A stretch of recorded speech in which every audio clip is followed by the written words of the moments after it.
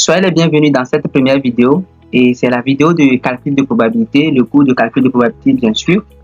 Aujourd'hui, on va essayer de faire le cours. Ça serait juste une causerie entre vous et moi. Je vais faire le cours proprement dit. Je vais vous donner des petits exemples. Si je dis des petits exemples, ce sont des exemples qui ne sont pas compliqués d'ailleurs, simples et rapides à comprendre. Mais il y aura d'autres vidéos qui vont consister à faire les applications qui viennent aussi à l'examen et qui sont tellement récurrentes. Donc, pour aujourd'hui, nous allons commencer avec le premier chapitre qui est l'analyse combinatoire ou dénombrement. Lorsqu'on parle de l'analyse combinatoire, donc cela désigne un ensemble de méthodes qui permettent de déterminer le nombre de tous les résultats possibles d'une expérience aléatoire donnée. Comme par exemple, lorsqu'on veut faire analyse combinatoire, on dit qu'une femme est enceinte par exemple. Quels sont les résultats possibles? Quels sont les résultats possibles? Vous-même, vous le savez déjà. Dans la réalité, soit elle va donner un garçon, soit elle va donner une fille, soit elle va donner des jumeaux. Ça peut être garçon, fille ou garçon, garçon ou fille, fille. Ça peut être trois jumeaux, garçon, fille. Vous voyez, non? On a des résultats possibles. Donc, on peut donner l'ensemble des résultats possibles. Donc, dans ça, nous pouvons dire que nous sommes en train de faire les analyses combinatoires. Donc, c'est ce qu'on va essayer de faire ici à travers nos expériences simples et nos connaissances quotidiennes. On peut toutefois déterminer tout. Donc, c'est ça qui est la définition. Donc, ça désigne un ensemble de méthodes qui permet de déterminer le nombre de tous les résultats possibles d'une expérience aléatoire donnée. Si on dit une expérience aléatoire, c'est quelque chose dont tu es incertain.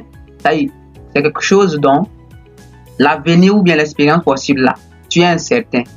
C'est ce qui va arriver. Je sais que soit la femme va donner comme garçon, ou soit comme fille, ou soit comme jumeau. Mais pour le moment, si on me dit que la femme enceinte, qu'est-ce qu'elle va donner? Je suis incertain de donner de manière précise et correcte la naissance. Mais je sais que soit ça serait garçon, soit ça serait fille. Raison pour laquelle on dira qu'une expérience aléatoire, c'est une expérience dont l'ensemble des résultats possibles est connu avec certitude. Comme je viens de le dire, ou bien je vais prendre un autre cas où lorsqu'on lance un dé, un seul dé, lorsqu'on parle d'un seul dé, vous-même vous le savez, et lorsqu'on lance un dé, on sait qu'il y a 1 jusqu'à 6. Donc je suis sûr que soit ça va sortir 1, soit ça va sortir 2, soit ça va sortir 3 jusqu'à 6. Mais lorsqu'on me dit qu'on veut lancer le dé, de donner le résultat possible, le résultat qui va arriver là, ne serait pas à mesure. Là, on parle d'une expérience aléatoire. Donc, c'est ça, on va essayer de donner sa définition ici de manière structurée. C'est que une expérience aléatoire est une expérience dont l'ensemble des résultats possibles est connu avec certitude. Mais le résultat ou l'issue n'est pas connu d'avance. Bref, il est impossible d'en prévoir le résultat. Comme je viens de le dire, lorsqu'on veut lancer un dé, on te dit que bon, qu'est-ce qui va sortir comme résultat? Tu ne peux pas dire que c'est 6 qui va sortir et tu es certain. Maintenant, on va essayer de voir l'ensemble et opération. C'est bon? Ensemble et opération. Donc, lorsqu'on parle d'ensemble ici, on dit soit l'expérience aléatoire qui consiste à lancer un dé. Voilà, c'est un exemple. On veut lancer un dé et on nous demande de déterminer l'oméga. Lorsqu'on dit l'oméga, c'est l'ensemble des résultats possibles en fait. C'est bon? Donc, c'est ça qu'on veut déterminer. Donc, si on veut déterminer l'oméga de manière très simple, vous-même le savez, soit c'est ça qui est la solution ici. On va aller rapide. C'est ça qui est la solution ici. Notre oméga ou E, c'est l'ensemble des possibles. Soit ça va sortir 1, soit c'est 2, soit c'est 3, soit c'est 4. Lorsqu'on parle de, comment dit-on, de D, c'est un objet qui est sous forme comme ça. C'est bon? Et vous allez voir que soit on peut mettre un point ici. Vous voyez, non? Ça vous dit quelque chose? Vous voyez ça? Donc, c'est un exemple, c'est un objet comme ça. Souvent, on joue de ludo avec. Vous voyez, non? Donc, c'est ça. Alors, rapidement, que faut-il savoir? C'est que, après ça,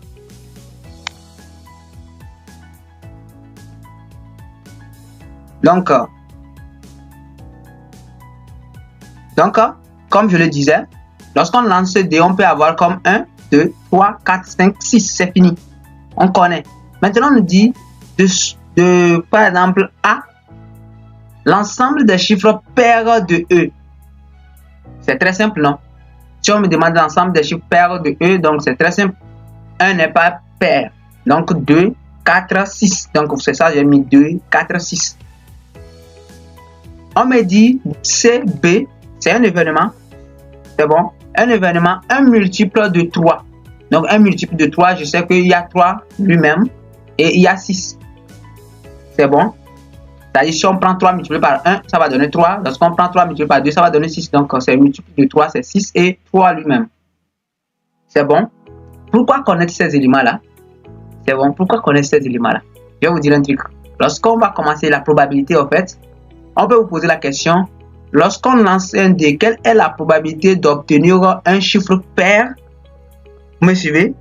La probabilité d'obtenir un chiffre pair, là, on dira que c'est l'ensemble des possibles sur l'ensemble total.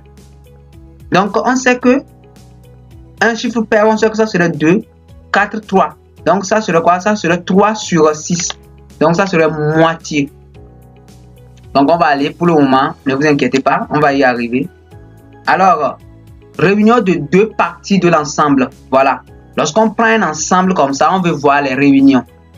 Donc, on va commencer par soit E, un ensemble composé de deux sous-ensembles, A et B. Donc, nous avons E qui est là, et puis il y a sous-ensemble. Lorsqu'on dit sous-ensemble, ils appartiennent à l'ensemble en fait.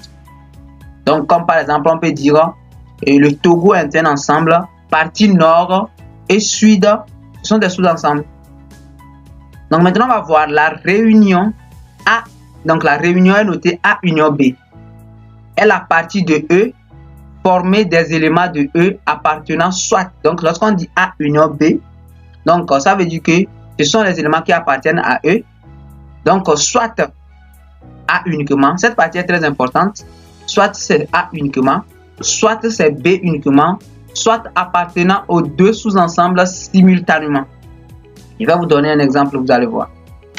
Lorsqu'on dit de déterminer, donc l'exemple qu'on a eu, lorsqu'on dit, c'est bon, voici notre A et B, hein, notre A et B.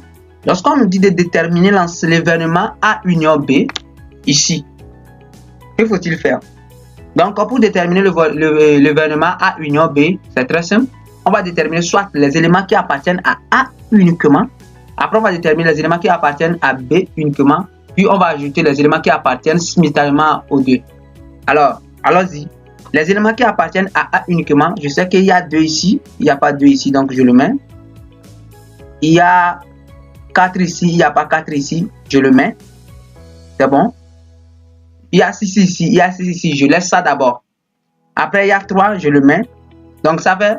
Donc, les éléments qui appartiennent à A uniquement ici, je sais qu'il y a 2 et 4. Donc, je le mets. Les éléments qui appartiennent à B uniquement ici, c'est 3 seulement. Je le mets. Et puis, les éléments qui appartiennent à ces deux-là. Alors, c'est 6, je le mets. Quelqu'un peut me dire, pourquoi ne pas lister les éléments-là et lister celui-là? Voilà, le secret qui est caché derrière, c'est que si vous listez tous ces éléments-là et vous listez ces éléments-là encore ici, vous allez compter ça 2 fois. C'est bon? Vous allez compter ça 2 fois.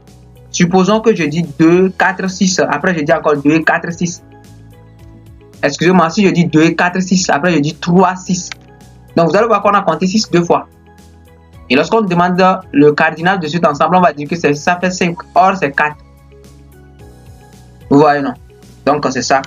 Donc, allons-y. Maintenant, on va voir les propriétés de la réunion. Lorsqu'on parle d'un élément, il faut savoir qu'il y a des propriétés. C'est bon?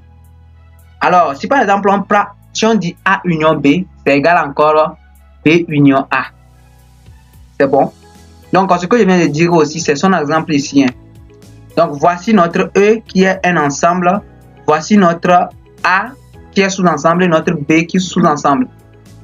Vous voyez 4 et 2 là, ils n'appartiennent pas à B, ils appartiennent à A uniquement. 3 appartient à B uniquement. Donc, c'est 6 qui appartient aux deux. Vous voyez là où c'est. Donc, c'est une illustration. Maintenant, on va voir réellement les propriétés. Lorsqu'on parle des propriétés de la réunion, ça fait A union B est égal à B union A. C'est vrai. A union A est égal à A. Pourquoi on dit que A union A est égal à A? Donc, regardez bien. Lorsqu'on dit A union A, on a dit que lorsqu'on commence par A, lorsqu'on met A union ou bien un élément union l'autre, on prend les éléments qui appartiennent au premier élément uniquement, au second élément uniquement et ce qui appartient aux deux. Donc, si on prend l'élément qui appartient à A uniquement, supposons que on a mis un A ici qui est égal à 1, 2, 3. Un B ici, et un A encore ici qui est égal à 1, 2, 3. Donc, lorsqu'on veut choisir ceux qui appartiennent à A uniquement, on ne va pas trouver égal à 0. Ce A uniquement aussi, on ne va pas trouver est égal à 0. Mais lorsqu'on veut trouver ce qui appartient à les deux A simultanément, on va les trouver. Donc, ça fait 1, 2, 3. Voilà. Non. Maintenant, lorsqu'on me dit A union ensemble vide. Donc, tout d'abord, on va choisir ceux qui appartiennent à A uniquement. On voit que ça va donner l'ensemble de A. Ceux qui appartiennent à l'ensemble vide uniquement, ça va donner 0, ensemble vide quoi. Et là, on va voir ceux qui appartiennent aux deux uniquement. Donc, c'est toujours A. Donc, je vais aller encore plus rapide. Maintenant, on va voir. Regardez bien. Si A appartient à B, alors A union B est égal à B. Je m'explique. Je vais dessiner quelque chose et vous allez voir. C'est bon? Vous êtes avec moi, non? Supposons que voici notre B. C'est bon? Et voici notre A.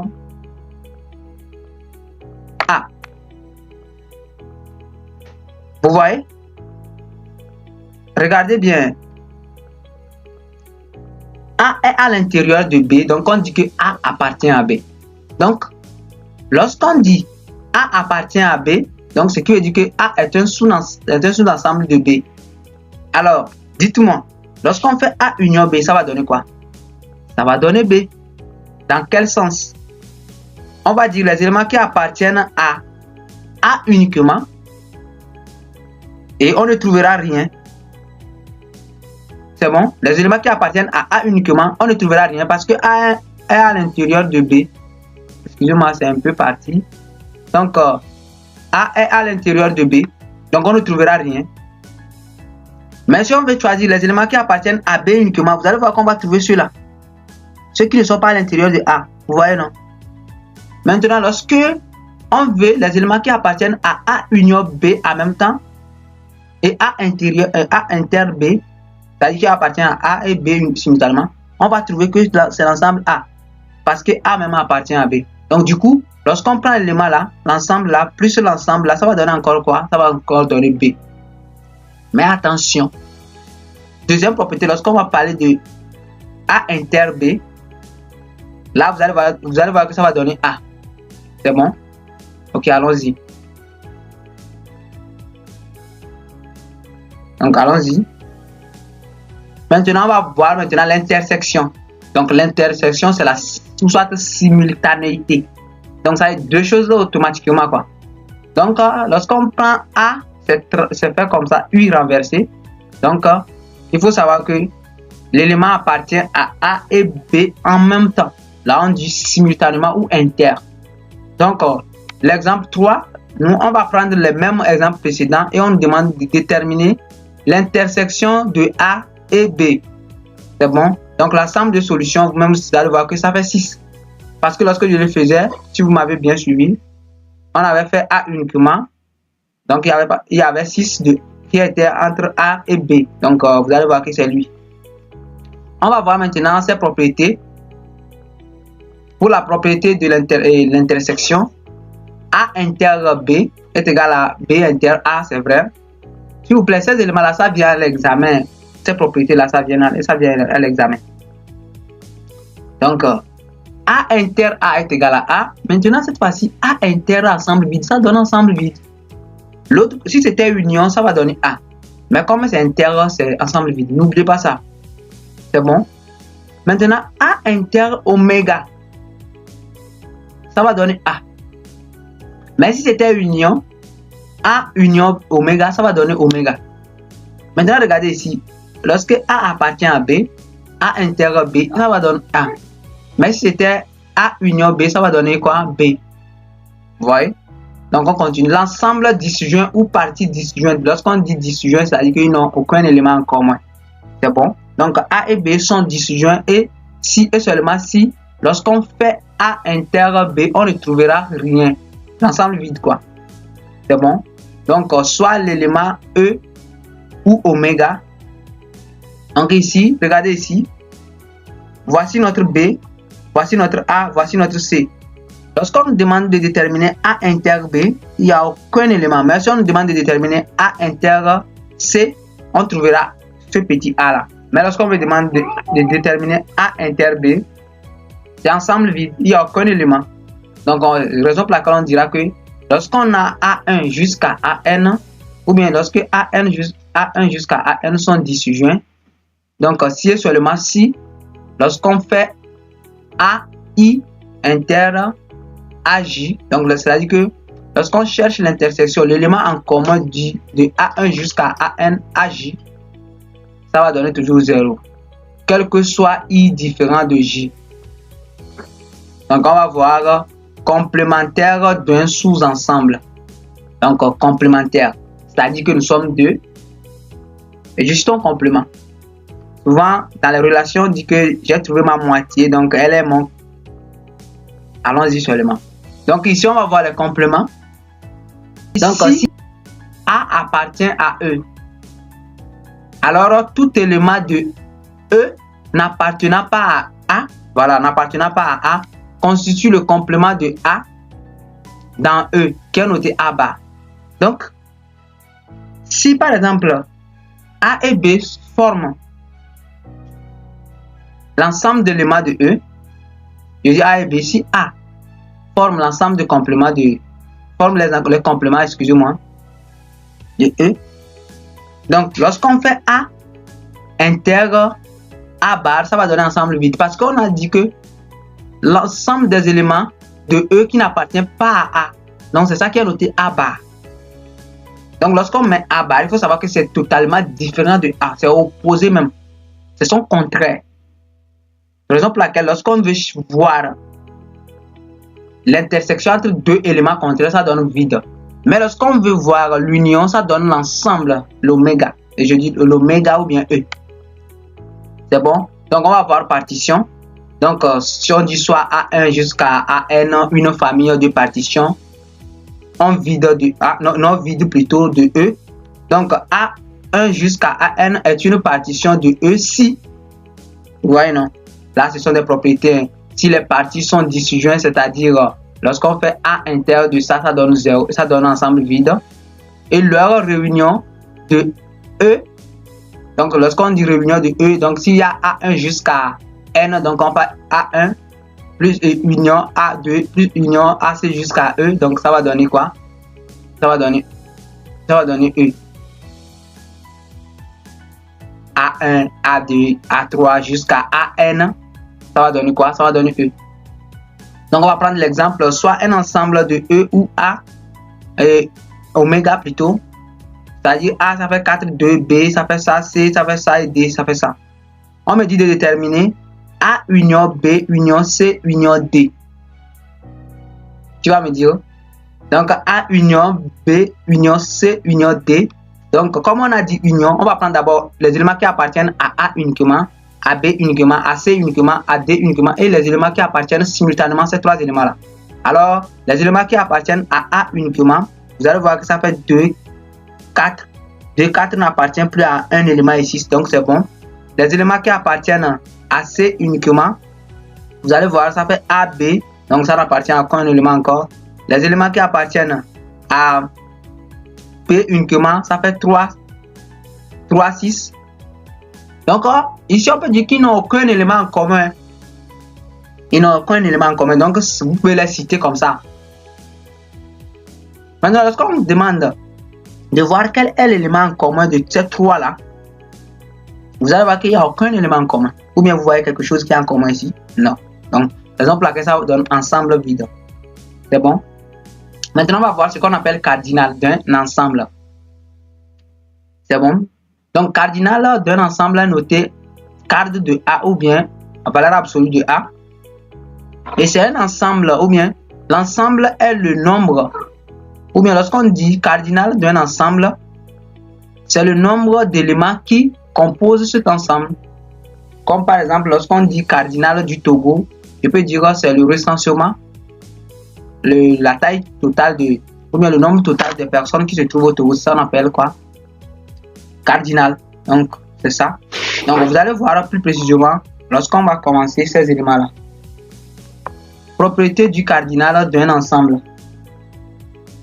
Donc, si A et B sont deux ensembles disjoints, c'est-à-dire lorsqu'on dit disjoint, c'est-à-dire ils n'ont aucun élément en commun, quoi. C'est bon, c'est ça ici. Alors, cardinal de A union B est égal à cardinal de A plus cardinal de B. C'est bon. Donc, ici, pour tout élément de A et B, donc ici, on va donner la formule générale du cardinal de A union B même. C'est bon. Donc, pour la formule générale, ça fait cardinal de A uniquement plus cardinal de B. Non, ce n'est pas cardinal de A uniquement. Hein. Donc, ça fait cardinal de A plus cardinal de B moins cardinal de A inter B. C'est dans le but d'éviter de compter deux fois les éléments. C'est bon. Maintenant, on va prendre un exemple. Regardez A, B et C. Donc, quel est le cardinal de A? Cardinal de A, on a combien d'éléments ici dans A? On a 3, donc ça fait 1, 2, 3, donc ça fait 3. Ici, on a combien? Ça fait 2. Ici, ça fait 3. Maintenant, lorsqu'on me dit de calculer A union B. A union B ici, donc ça fait 2. Donc, ça fait 2, 4, 3. Et puis, comme il y a 6, uniquement, je mets 6. Donc, automatiquement, vous voyez, non, ça fait A, 3, et 2, 3, 4, 6. Et lorsqu'on me dit de faire A union C, il n'a aucun élément en commun. Donc, ça fait 1, 2, 3, 4, 6. Donc, ça fait 1, 2, 3, 4, 6. Lorsqu'on me demande de calculer cardinal de A union B, donc je compte ces éléments-là est égal à combien? Est égal à 4. Mais attention, comment je peux calculer ça là? On va appliquer. Donc, on va appliquer cette formule-là. Vous me suivez, non? Pour voir si on peut trouver les 4 là. C'est bon? Ok, allons-y. On a dit cardinal de A union B, ça fait cardinal de A uniquement. Cardinal de A, c'est combien? Ça fait 3. Vous êtes d'accord avec moi, non? Ok. Plus cardinal de B égale à combien? Est égal à combien? Est égal à 2. Donc, ça fait 5. Moins cardinal de A inter B.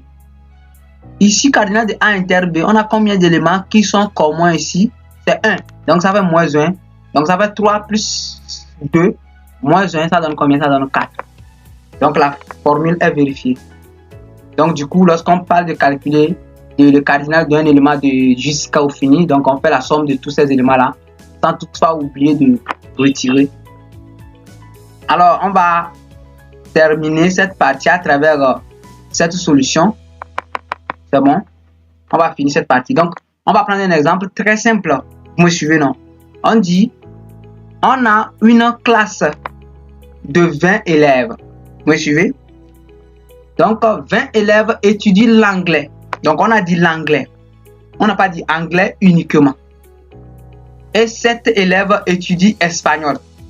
Donc, pour le moment, on n'a pas dit que cet élève-là étudie uniquement espagnol. Donc, ceux qui étudient anglais peuvent aussi étudier espagnol. Donc, maintenant, on dit 3 élèves étudient les deux langues. Voilà. Donc, ce qui veut dire que 3 élèves sont comptés ici et ils sont comptés ici aussi. Donc, on me dit combien d'élèves n'étudient aucune de ces deux langues. Comment vous allez faire ça? C'est très simple. C'est bon? Regardez comment je vais essayer de faire. Je vais d'abord trouver l'ensemble des éléments qui étudient uniquement l'anglais. Donc, l'ensemble des éléments qui étudient uniquement l'anglais, je prends 20 là, moins l'élément là. Parce qu'on a dit 3 élèves étudient les deux langues. Donc, je prends 20 là, moins ces 3 là, ça va me laisser 17. Donc, les 17 étudient uniquement anglais.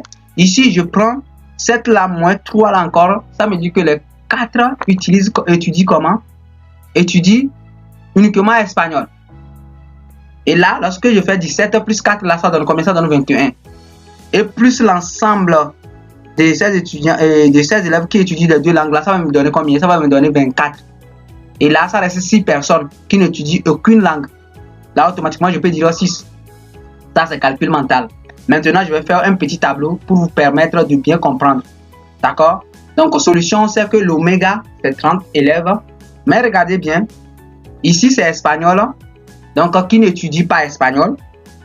Vous voyez, espagnol. Son contraire, c'est qui n'étudie pas espagnol. Ici, anglais. Il n'étudie pas anglais. Alors, regardez, on va faire intersection. Lorsqu'on parle d'intersection, c'est-à-dire les éléments qui font les deux choses simultanément. L'élément qui étudie, le nombre de personnes qui étudient anglais et espagnol en même temps, c'est combien? Le sujet nous a dit que c'est 3. C'est bon? Ok. S'il vous plaît, ce tableau-là, c'est le tableau à double entrée. Donc, si vous faites de manière très bonne, ce tableau, vous allez toutefois trouver 30 là ici. Donc, suivez-moi. Les étudiants qui étudient anglais et simultanément espagnol sont au nombre de 3. Donc, c'est ça que j'ai mis ici. Maintenant, les étudiants qui étudient anglais uniquement, donc comment on peut noter ça? Donc, ça fait A inter E bar. Vous voyez, non?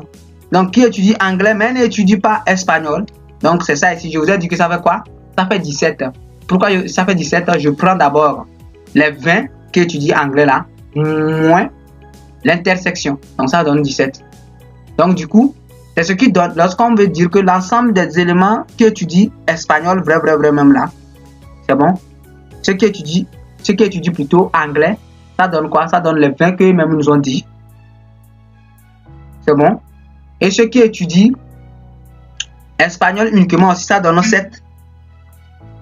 Ouais, non, mais on ne va pas aller comme ça. Ça peut vous troubler. Donc, on va aller mollo.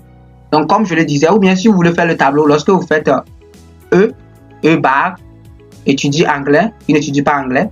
Donc, vous pouvez toutefois dire les éléments qui étudient juste anglais, on m'a dit que ça fait 20. Je mets 20 ici. Les éléments qui étudient espagnol, juste, je mets 7 ici. Vous voyez, non? Voilà. Et lorsqu'on me dit les éléments qui étudient, donc lorsqu'on fait A inter E, ça va donner combien? C'est-à-dire les éléments qui étudient anglais et espagnol simultanément. Le sujet nous a dit 3. On sait que ça plus ça donne combien? Ça donne 20. Donc automatiquement, on peut déterminer celui-là qui donne 17. Ou bien je peux le dire de manière très simple. Lorsqu'on me dit les éléments qui étudient anglais et ils n'étudient pas espagnol, ou bien les éléments qui étudient anglais uniquement, donc ça fait 20 moins la partie simultanément là. Donc c'est fini. Donc ici aussi, rapidement, ça veut dire que les éléments là, cette partie A, ça veut dire qu'ils n'étudient pas anglais. C'est bon, mais ils étudient espagnol. Donc les éléments qui étudient uniquement espagnol, c'est quoi? C'est 4. C'est-à-dire je fais 7 là, moins 3, parce que 3 étudient 2 langues. Donc ça fait 4. Donc ce qui fait que l'ensemble de ces 3 là donne 7. C'est ça qu'ils vous ont donné. Maintenant ici, donc vous allez voir ici, ça donne quoi? Ça et ça, qu'est-ce que cela veut dire? Ça veut dire que les éléments, ou bien les élèves qui n'étudient ni anglais, ni espagnol, c'est ça ici. Les élèves qui n'étudient ni anglais, ni espagnol. Ou bien les élèves qui n'étudient aucune de ces deux langues. Donc ça fait quoi? Ça fait, donc pour trouver cette partie, c'est très simple. Que faut-il faire? Comme je l'ai dit très haut, je fais d'abord les éléments qui étudient espagnol uniquement, plus les éléments qui étudient anglais uniquement, maintenant plus les éléments qui étudient simultanément ces deux langues-là. Et je vais trouver l'ensemble de ceux qui étudient la langue. Et puis je vais prendre la totalité moins cet ensemble-là. Je vais trouver ceux qui n'étudient aucune langue. Donc comme je le disais, ceux qui étudiaient, ou bien ceux qui étudient plutôt, et uniquement anglais, on a dit que ça fait 20, et ça fait plutôt 17. Et ceux qui étudient uniquement espagnol, c'est bon, ça fait 4. Donc lorsqu'on fait 4 plus 17 là, ça donne 21. Plus ceux qui étudient les deux en même temps, ça donne quoi? Ça donne 24. Et là, lorsqu'on prend 30 moins 24, ça donne combien? Ça donne 6. C'est ça on a mis ici. Voyez, non? Voilà.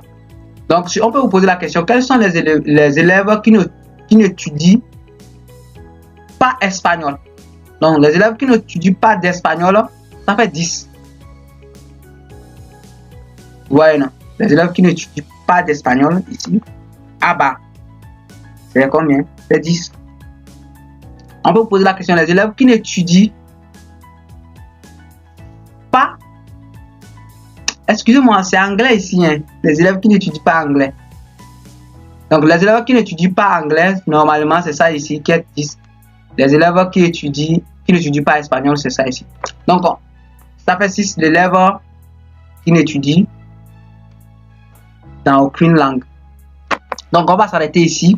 Et pour la prochaine fois, on va commencer la partie très importante qui concerne la structure de l'ensemble des éléments et les dispositions.